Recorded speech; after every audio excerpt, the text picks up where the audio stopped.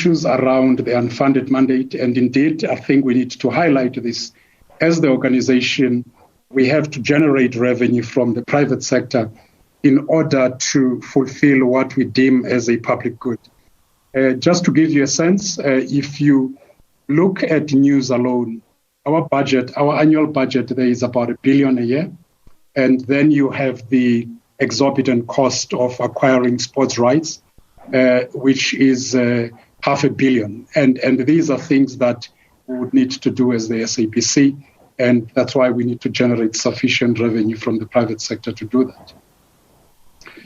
We note your concern about saying that we're instilling business fundamentals, but this is key to running any organization. We have to ensure that we generate revenue. We have to ensure that we deal with the high cost base, instill proper governances in place, look at all our TV and radio platforms and digital to ensure these are properly run. So for us, when we talk about instilling sound business fundamentals, we're not talking about commercializing the SABC, but we're making sure that in terms of the model that we have is sustainable enough to carry the unfunded mandate. Honorable Mandisha, you're asking what would we want to present to the committee. We have already submitted SABC's contribution towards the draft white paper, and the COO will talk to this. But at the heart of it is to help us deal with the unfunded mandate, because as you very well know, government is only giving us 3%, and that is also ring-fenced towards educational programs as well as Channel Africa. And it becomes difficult for us when we have to go into the market and the industry to generate revenue for news as well as the acquiring of sports rights. The Chairperson, I think the other point that has been made is the point that members have made that we want to commercialize. We fully understand that this is a public broadcaster, and we have no intentions of what we do, and which is in line with our turnaround plan, is to ensure that we run a financially sustainable business that can be able to carry the organization in fulfilling the unfunded mandate, and that we committed to. All right, thank you, Chair. I will then want the CFO to deal with some of the issues. Thank you. Thank you very much, Chair. Honourable Faku, thank you very much for your comments noted, and in fact, thank you for all the comments noted on how you continue to push us to be better. We certainly want to not only sit here a year or two from now meeting your expectations, but ideally exceeding them. So, Honourable Faku, yeah, the revenue is not what I interpreted desired in terms of our investment in content, and maybe at this point, let me just remind all of us, it is hardly believable, but the year-end we're reporting on is 11 months ago. So much have happened since, and yes, 11 months ago, for the 12 months that preceded that, was quite a dark time in our organization. We received a bailout in 2 tranches in the second half of the year. We had to do all kinds of things to cut our cost size.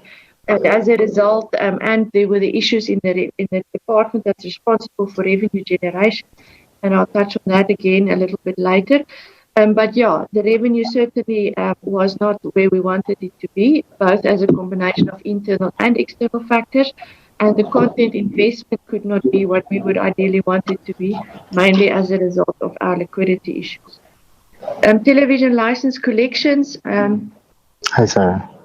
Well, ideally, one would always want to do whatever is possible to increase it. But the past 3 years, our collection average more or less the same. So it's been the same, approximately 2.5 million households that's been religiously settling their accounts. Whereas you see the trend in latter years, when you then buy a new TV set, you pay the first year, the second year you don't, the third year even less of those pay. We have implemented a number of additional innovative measures to make the payment as easy as is possible via anything from pay points to online, etc. The problem is that the culture of non-compliance, as I reported, up to 74% people do not choose to pay their licenses, but also the fact that our organization's reputation has been quite tainted, our content has been tired, and all of these things have been in the process of changing in the last 2 years or so. I'm not going to talk about the unfunded mandate. Honourable Van Dam, thank you for your comments. The audiovisual paper our COO will be talking to. Honourable Majosi, thank you for your comments along the same vein. Yes, the accountability is necessary, critical. In the year that we're discussing, I think of our EXCO at that point in time, probably about 70% of them were acting in some shape or form. None of that leads to an organization where there's stable leadership who's got a shared vision and view. But all of that have changed significantly in the last 12 months since up to where we sit here today. But we are making efforts to recruit that head of supply chain. Honourable Mabele, you really speak my language. The example you use, I often use as I move around the business to simplify it for the team as much as is possible. And in the course of the past 3 years, a few things happened. One, we have consistently targeted cost reduction, so luxuries have been really cut out in its entirety. I think it's 2 years ago when we even made headlines because we stopped supplying biscuits at meetings. No more water. It went to that level of detail. We have also reviewed the way we acquire content. We have stopped a number of properties because they've been loss-making for many years. We have reviewed the way we acquire sports rights, often resulting in very, very difficult conversations and situations to deal with. And all of these things have contributed towards a cost base that's much more efficient now. What remains is to work more with what IT systems can yield us to bring now operational efficiencies. I don't believe you can save yourself out of trouble. You must first cut your class to size, cut out the luxuries. Then you must decide what can I do better, faster, with lesser effort. And we're at that point now. We're in the process of refreshing our systems in our organization that dates back 20 years from now. Even if you look at our infrastructure, our property is 45 years plus old. All of it is old in terms of technology. And today it is about gaining efficiency in working closely with technology. So that is where we are then making it easier for us to do so that you can spend your man hours doing things value add as opposed to repetitive. But over and above that, if you then have done all of that in your cost base, you need to start selling. We have fantastically valuable properties. We've got the largest audiences on radio in the country, if not in Africa potentially. We have a wealth of treasures that is lying there. We must be able to monetize it. And what the CEO was referring to is what we see in the last 4 or 5 months, where our sales team working in collaboration with radio particularly have really exceeded our expectations. And we're so excited about what they are able to do. I've been in various meetings with a number of our big clients, and the common message is you've got audiences that cannot be found anywhere else, but we must be able to present our clients with attractive transactions, deals that is financially beneficial from them and us in all of our interest, and then we can sell the value in terms of inventory that we have, obviously supported by bringing fresh and compelling content to our audiences. On TV licenses, Honourable Mackenzie, I've touched on the kind of measures that we are implementing. We really are doing our level best internally and with technology and working with partners to make the process of collection as simple as is possible. But yeah, in some way or form, you need to address the non-compliance behavior in the 9 million households that does have TV licenses, and therefore there are the suggestions that we also see in the audiovisual white paper to broaden that collection base. But of course, on the back of an organization which is reputable, which has integrity and ethics, and which brings value to our audiences. Honourable Malala, just to confirm, noting that we are talking about a year that ended 11 months ago. So firstly, our turnaround strategy and our PDO performance are two very different things. The 59% related to the deliverables we were responsible for in that financial year. It is now very closely aligned with the turnaround strategy. In particular, in this last year, we've made effort to do that, and you'll see it when we present our corporate plan. The 3 billion, just to confirm, we received it. Of that, 2 billion was used to settle trade and other payables. There's still a little bit left there. And 800 million was dedicated to content. And we've made quite inroads in spending that content. It's now to see that translate into attracting audiences. And you may have seen the new properties that we're advertising in the last few months. And those would be that kind of thing. So the revenue performance was not back then what we wanted it to be.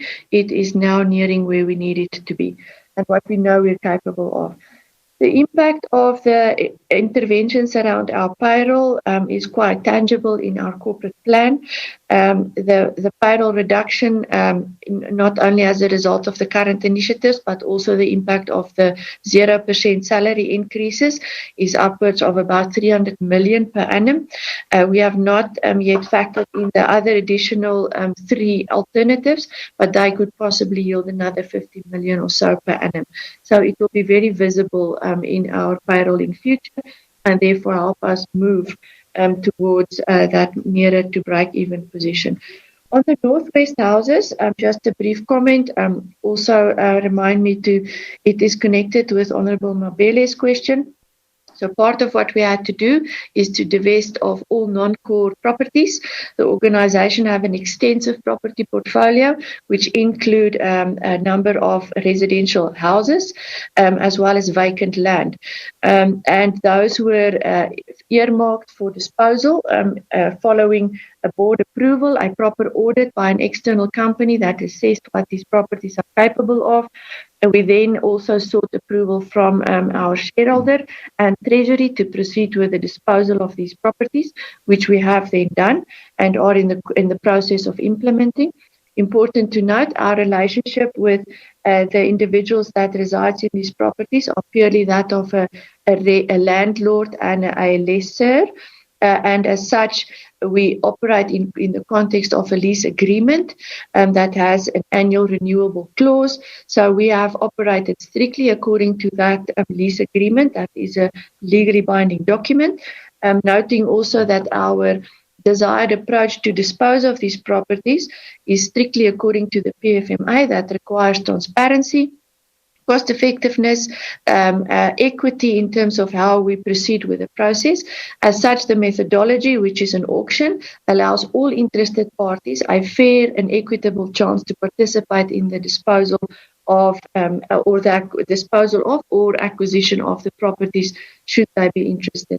It's very important for us to realize the value that are in these properties, and as such we are not able to accept anything less than market value. These are state assets. We have a duty to secure the best possible value we can for them, and hence the approach that we follow. There has been constant engagement with the individuals in these properties, even beyond the lease agreement conversations that started in October and November already. Honourable Madisha, and I think a number of others commented on the unfunded mandate, and the CEO dealt with that. Honourable Kubeka, thank you for the acknowledgement that there has been improvement, but yes, our single focus in this financial year and going forward is to eradicate everything related to financial misconduct to nil if we can. Which brings me to the chairperson's questions. So, Chair, the thing with audit action plans is if they were successfully implemented and address the root cause of the problem, then you should not see repeat findings. Unfortunately, our 20-year had a number of repeat findings, which means our audit action plans was not exactly as successful as they were when we put the plan together. So we have now developed additional interventions, brought in extra oversight from suitable individuals in the organization to help the teams who are the owners of the audit action plans to ensure that they actually address the root cause of it. So for the audit action plan specifically, it's not a capacity issue. It is merely the ability to identify whether you really have tackled the root cause and whether your action plan actually speaks to reducing that root cause or eradicating it, ideally entirely. So that is also our focus in this, going to be in this current financial year, and as we engage in the audit which is about to be initiated. So with variation orders and deviations and the likes, the very interested, the theme that SCOPA is also interested in, and that is our real pain area and a sensitive matter for us. Measures have been strengthened to reduce these, or where they have to take place, because they are permitted by law to absolutely ensure that it's in highly exceptional and extraordinary circumstances and subject to us ensuring and providing evidence that we have tested the market appropriately. Noting that our industry is quite unique with a select few service providers in our country and worldwide who provides us with the kind of technology necessary for a broadcaster, but we are going to do our level best to ensure each time we honor every single of the constitutional section 217 requirements for our procurement processes. The mechanism called payment without contract was discontinued 11 months ago. And the ones that you will see when we do report on irregular expenditure in year was approved before that deadline. So that specific theme has reduced significantly. And a number of other themes that drives irregular expenditure have been reduced to nil, but there are a few, unfortunately, that we keep on seeing the behavior, albeit at a lesser rate. And we were also in the unfortunate position where we actually needed to add a category or two in the financial year under discussion here. And our extensive plans are shared with, for example, SCOPA quarterly in terms of their requirement for the feedback report. Before then, we also delivered a monthly report on our project on this theme and what we're doing about it. We also report back on the activities at our monthly monitoring task team committee with National Treasury and our shareholder. And I think at that point, I will hand over to the GEHR to deal with the section 1. The COO is first going to speak to the audiovisual white paper. Thank you. Good morning, Honourable Chair, Honourable DM, and Honourable Members. I will just respond to Honourable Van Dam's question on the white paper. So the SABC has a detailed 40-page submission that on the white paper that was submitted. I'm not going to go through everything. While we did not present our responses to the white paper, we have presented to this committee before we submitted in terms of what the salient points are. And so we'll just headline those. So we welcome the core principles of technology neutrality, regularity, parity, and fair competition. Comprehensive legislative and regulatory change is needed for free-to-air broadcasters to be able to fairly compete with other audio and audiovisual content service providers with light touch regulatory obligations such as the subscription-based broadcasters to the on-demand content services that have absolutely no regulatory obligations at all. In our submission, we primarily dealt with the elements of the policy framework that directly impacted the SABC, its funding model, and future sustainability. So in summary, the SABC supports the principle of a household levy, but are not in favor of licensing or changing any devices or technology or charging any devices or technology. We do believe, however, that the dominant subscription-based broadcasters should be required to collect the public broadcasting household levy from its subscribers. Regarding the unfunded public mandate, rather than requesting an annual sum from National Treasury for public mandate programming, the relevant government departments should allocate and ring-fence a line item in their budgets for the relevant public service content. Specific focus should be on sports and of national interest and news, for example. We support the scrapping of the must-carry law. This will give the SABC an opportunity to commercially exploit its content through carriage agreements while achieving universal service and access to its services at the same time. The SABC opposes the proposal to create a protected monopoly for Centec, as this conflicts with the definition and role of the common carrier as set out in the Electronic Communications Act. The SABC has made submissions and to this committee on the prohibitive and unsustainable high cost of Centec's analog as well as its DTT network. Thank you, Chair. I hand to my colleague,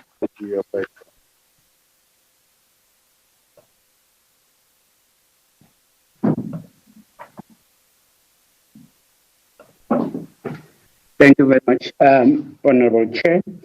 Just to start with the issue of upskilling and reskilling of staff, I will split that into two categories. There are employees that would be redeployed and placed in alternative positions. Some of those employees, they will be having some development gaps.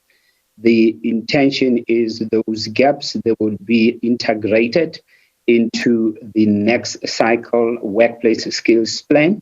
And accordingly, our budget of about 10 million would enable the delivery of those interventions. And just as a reminder to the committee, you would also recall that, like many employers, this year we were given the exemption for not delivering certain interventions relative to WSP that was submitted. Those funds will be used effectively to capacitate those who would have been placed with development. It is also important to also just note, especially with regard to deployment to other sister departments. There was a question that was raised to say, would it be possible for those employees to be absorbed in other departments? The answer is, I don't know, because we would have to know what is that they require on the other sister organizations or department. But it is... The SABC there presenting its annual reports to the Parliamentary Committee on Communications. And that's it for us. Thank you so much for watching.